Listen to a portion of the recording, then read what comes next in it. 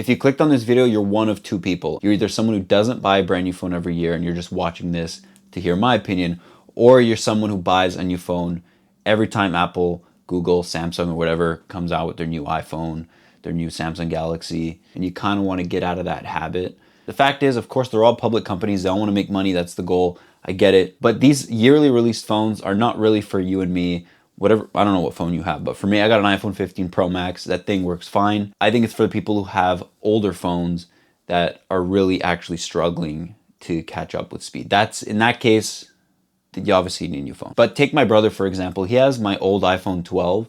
The only reason I upgraded from that was because I was running out of storage space. And that is, unfortunately, one of the main reasons you're gonna have to upgrade a phone is when the storage runs low. Because you can't have any micro SD card slots in any phones nowadays. It's pretty rare, but you can't upgrade the storage after the fact. So that kind of limits you to a sort of finite time with the device if you keep loading stuff on, or the pictures accumulate. That's probably what's going to be the majority chunk of your storage being taken up. Another reason people upgrade is when the battery starts degrading and you kind of notice that charge diminishing. I would argue that that's not really an issue, because in the case of Apple, I'm going to be talking because I'm an iPhone user. I'm sure Samsung has a repair program, Google, they all can repair the phones. If not, you can go take it to a shop and they'll do it. In my case with the iPhone, let's say a year or two down the line, the battery starts diminishing, because you're only going to notice once it's in the 80s, I believe. At least that's what my case was in the past. Once I get to that point, it's probably going to be an older device, so it's going to be cheaper. But as of right now, it's about $100 from Apple's website to change the battery. I don't think that's bad at all. If you got battery issues, if you've been messing up with the charging, destroying the battery, you could just get a fresh battery for like $100. To me, that's a way better deal than getting a new phone or signing on a new contract with your carrier and getting a phone from there. To me, that seems like an easy decision to make. So from my point of view, I do have an iPhone 15 Pro. That's pretty new. That's still a recent device. But back to my brother, him using my iPhone 12, there's nothing that he's doing on the phone that it's not able to catch up, keep up, and handle. So he can send his texts, he can send his iMessages, he can use all his apps, he could watch videos, he could play the casual once in a while game on there. There's nothing that the iPhone 12 can't really handle in terms of app compatibility or anything that the iPhone 15 can, or the iPhone 16 can, other than Apple Intelligence, but we all know the story with that. Personally, as someone who's used the beta features and all these emoji playground, AI playground, whatever, all these extra things, the writing tools that I never use, the summary that it's horrible. The AI features are not a very big selling point, in my opinion. As someone who likes tech, keeps up with all this stuff, I just spit all over the tripod. But as someone who keeps up with this stuff, to me, it's not even interesting. So I doubt any of the general consumers, like some of you that might be watching, or maybe you guys are bigger on tech, so just let me know in the comments below what camp you're in on that. I would argue that it's not a big selling point. Nobody really cares about the AI features now.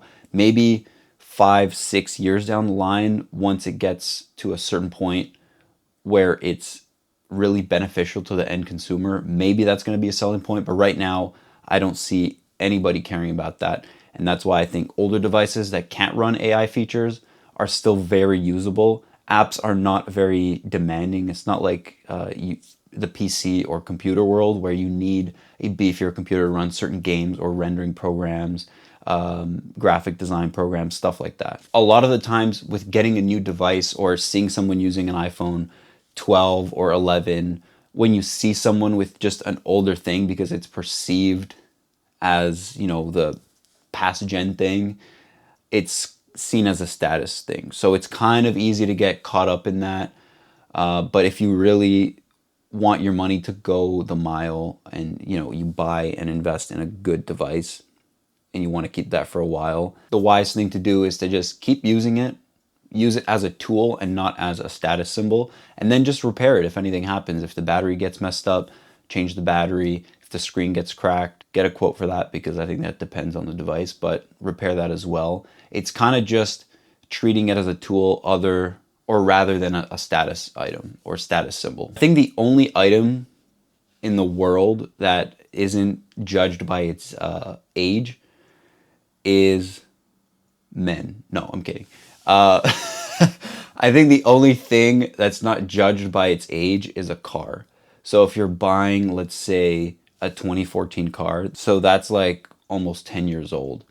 So that's actually 11 years old, so I can't do math. That's an item where you own a 2014 car that's still pretty new. So you see what I mean? It's kind of like the mindset you have on that is that the car from 2014 definitely runs just as good as a newer car, especially if you get a reliable one. But when you look at it from the tech world, if you got a phone that's 2, maybe even 3 years old, you're like, holy shit, how are you still using that? Is that thing not slow? Is it freezing? Are you getting bugs?